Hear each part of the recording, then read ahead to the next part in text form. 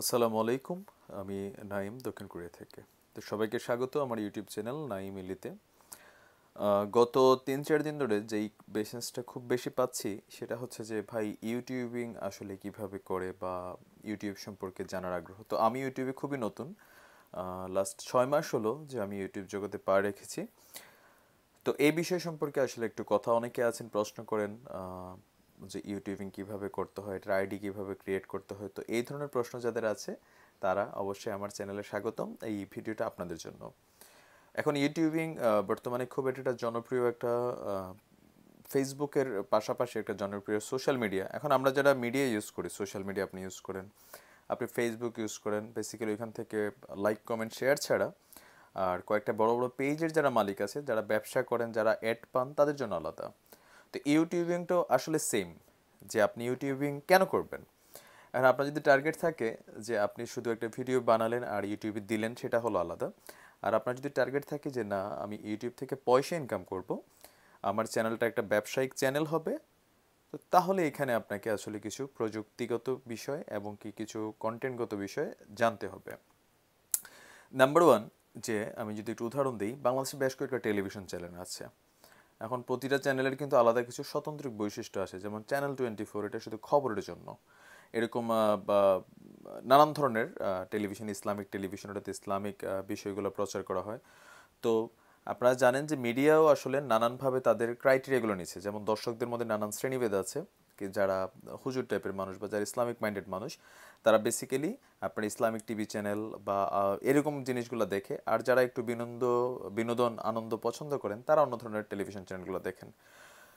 তো ইউটিউবিং যদি আপনি করতে চান প্রফেশনালি, একটা আছে যে আমি শুধু এমনি ইউটিউবিং করব, আমার একটা চ্যানেল আছে, আমি জাস্ট কিছু ভিডিও আপলোড করব জাস্ট নিজের শখের জন্য, সেটা হচ্ছে আলাদা।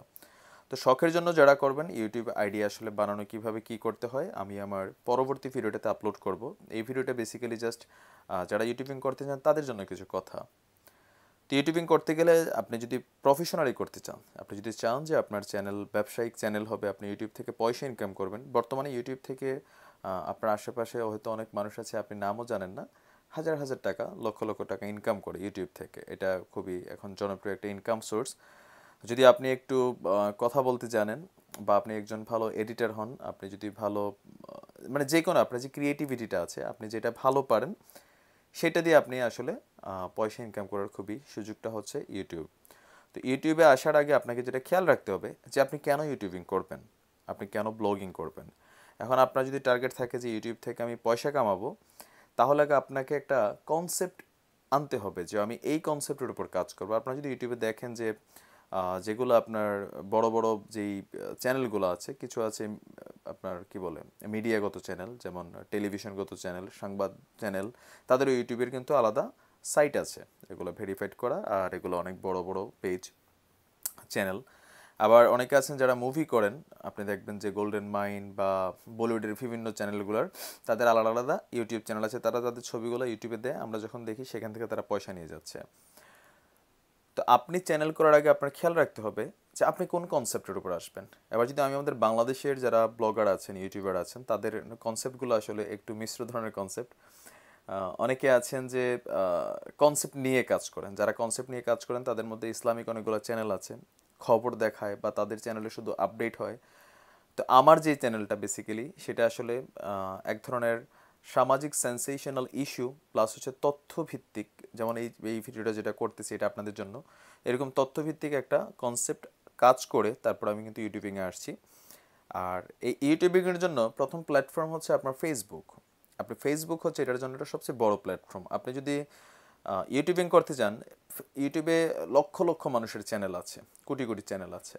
এখন আপনার চ্যানেলটা একজন মানুষ কেন দেখবে? আপনি যে একটা চ্যানেল খুলছেন সেটা আসলে কিভাবে জানবো, আমি কিভাবে জানবো আপনি যে চ্যানেল খুলছেন? এখন ইউটিউবের মাঝে আর ফেসবুকের মাঝে কিছু আপনার পার্থক্য আছে। ফেসবুকটা হচ্ছে আপনার টাইমলাইনে নানান ধরনের ভিডিওগুলো চলে যাচ্ছে, আপনি ইচ্ছা বা অনিচ্ছায় আপনার সামনে এগুলো চলে আসছে। এটা একটা বিজনেস পলিসি, যাদের পেজ আছে বা বিভিন্ন গ্রুপ আছে ওইভাবে চলে আসে, বা আপনার সাথে থাকা কোনো ফ্রেন্ড একটা যদি কোথাও কমেন্ট করে, শেয়ার করে, লাইক করে, সেটা আপনার সামনে আসে। এখন ইউটিউবের সিস্টেমটা হচ্ছে আলাদা। ইউটিউবে আপনার কোনো ফ্রেন্ড কোথাও কমেন্ট করলে সেটা আপনি পাবেন না, আপনার টাইমলাইনে আসবে না। তো তাহলে ফেসবুকে আপনি যখন ইউটিউবে আমরা করি কি, যেমন আমি ধরেন মোশাররফ করিমের নাটক পছন্দ করি, বা আমি হিন্দি ছবি পছন্দ করি, বা হিন্দি ডাবের ছবি দেখি, আমি কিন্তু ইউটিউবে গিয়ে লিখি মোশাররফ করিম বাংলা নাটক, বা বাংলা ফানি নাটক, অথবা ধরেন হিন্দি ডাবেড মুভিজ, বা বলিউড মুভিজ, বা কোনো নায়কের নাম শাকিব খানের, বা কোনো গানের নাম মেনশন করে যে গানটা জনপ্রিয় সেই গানটার নাম মেনশন করে যখন আমি ইউটিউবে সার্চ করি, তখন সেটা আমার সামনে সার্চ লিস্টে চলে আসে। তো আপনি যখন চ্যানেল করবেন, এখন আপনার চ্যানেলটা মানুষ কিভাবে জানবে? তো সেই কারণে আমার যেটা ব্যক্তিগত মতামত আর কি, অনেকে আমাকে হয়তো ফেসবুকে চিনেন, আমি ফেসবুকে গান করি, যদিও আমি প্রফেশনাল সিঙ্গার না। তারপর হচ্ছে সামাজিক ইস্যুতে মাঝে মাঝে কথা বলি, গজল করি, তো নানান কাজে ফেসবুকে কিছুটা হয়তো আলহামদুলিল্লাহ আপনারা ভালোবাসেন বিধায় একটা পরিচিতি আছে। তো যাদের পরিচিতি নাই, এখন ফেসবুকে তো সবাই পরিচিত না। অনেকে আছেন একটু গুছিয়ে কথা বলতে পারেন না, অনেকে আছেন হয়তো ভালো গান কিন্তু উপস্থাপনাটা ভালো না, অনেকে আছে সে ক্রিয়েটিভ বাট তার ক্রিয়েটিভিটিটা সে দেখাইতে পারে না। তো সেই কারণে ইউটিউবে যদি আপনি করতে চান, আপনাকে একটা কনসেপ্ট ক্লিয়ার করতে হবে। অনেক আপুরা আছেন ভালো রান্না করেন, তো তারা তাদের এই রান্নার পদ্ধতিগুলো, যেমন কীভাবে আলু ভর্তা করে, বা বিদেশি নানান অনেক মুখরোচক খাবার বা কেক, ড্রাই কেক, নানান ধরনের, তারা এটার উপরে আছেন। আপনি যখন রান্না নিয়ে সার্চ দেবেন হাজারটা আসবে। তারপরে অনেকে আছেন যে কোনো একটা বিষয়, যেমন আমি ইউটিউবিং কিভাবে করবেন এটার উপরে আমি একটা ভিডিও বানাচ্ছি। আবার ধরেন আমি গান করি, কারাওকে দিয়ে কীভাবে গান করতে হয় আমার চ্যানেলে একটা ভিডিও আছে, অনেকে দেখেছেন, প্রায় লক্ষের কাছে ভিউ আছে এটা। তো এরকম নানান ধরনের কনসেপ্ট নিয়ে আপনি কাজ করতে হবে। আর কিছু আছেন যারা ব্লগার আছেন, আমি তাদের প্রতি সম্মান রেখেই বলি যে তারা আসলে অনেকে হয়তো আপনার এমনিতেই ইউটিউবিং করেন, ইউটিউবে নানান ফ্যামিলিগত জীবন বা সাংসারিক বিষয় বা আপনার প্রতিদিনের সাথে ঘটে যাওয়া ঘটনাগুলো বেসিক্যালি ফেসবুকে আর সরি ইউটিউবে আপলোড করেন। তো যাদের ব্যবসায়িক চ্যানেল আছে তারা হয়তো এখান থেকে পয়সা পাচ্ছে, আর যাদের নাই তারা হয়তো এইভাবে দিচ্ছে। তো এখন বাংলাদেশের একটা অধিকাংশ শ্রেণী ইউটিউবিংয়ের দিকে আসার চেষ্টা করতেছে, সেটা আমি দেখেছি। তো তাদের জন্য যারা নতুন, আমি যখন ইউটিউবিংয়ে ঢুকছি, আমার এক বোন প্রিসিলা, সে ইউএসএ থাকে, আমেরিকা থাকে, তার বাবা আতিক ভাই, আর প্রিসিলা বেসিক্যালি আমাকে এটার মধ্যে খুব উদ্বুদ্ধ করেছে।